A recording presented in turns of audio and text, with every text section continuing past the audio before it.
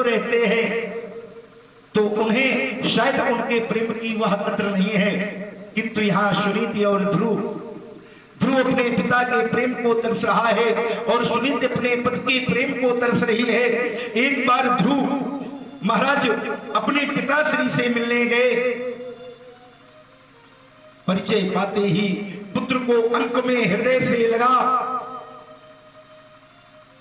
लिया उत्तान पादने, और जैसे ही ध्रुव ने उनकी गोद में बैठने का उद्यम किया, सौतेली मां सुरुचि ने देखा तो ध्रुव का हाथ पकड़कर नीचे उतार दिया, ध्रुव का हाथ पकड़कर नीचे झटक दिया। आज देखिए, आज उस ध्रुव की अवस्था क्या है। 5 वर्ष के हैं ध्रुव महाराज, और शास्त्र कहता है कि 5 वर्ष के बालक के साथ आचरण क्या करना चाहिए। तो शास्त्र कहता है लालेत 5 वर्षाणी 10 वर्षाणी ताटेत प्राप्तेतु 14 वर्षे पुत्रम मित्र वदाचरेतु। 5 वर्ष का जो पुत्र होता है वह लालन पालन का अधिकारी होता है,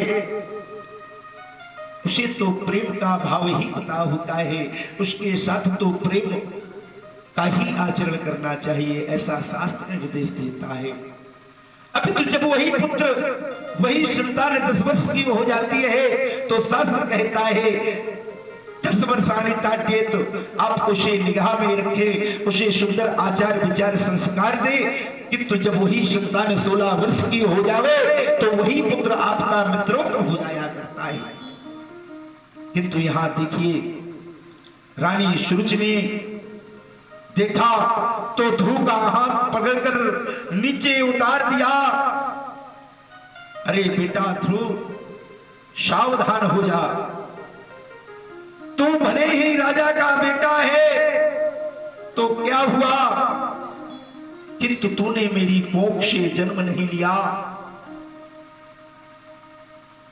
मुझे पता है कि तू भी राजा का पुत्र है, किंतु इतना पर्याप्त नहीं है। तूने मेरी कोख से जन्म नहीं लिया। अगर तू मेरे कोख से जन्म लेता तो तू इनकी गोद में बैठ सकता था। कितने कट वचन बोले सूरज ने।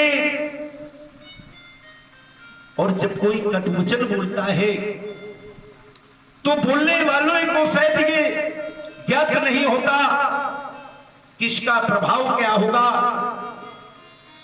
किंतु जिस व्यक्ति के द्वारा वो वचन सुने जाते हैं और जब वह वचन अंतर मन को छलनी कर दिया करते हैं तो फिर आप कितने भी प्रेम युक्त वचनों का प्रयोग करें उनका कोई महत्व नहीं रह जाता। तभी तो हमारे आचार्य गुरुदेव महाराज कहा करते हैं कि नित्य जीवन के संघर्ष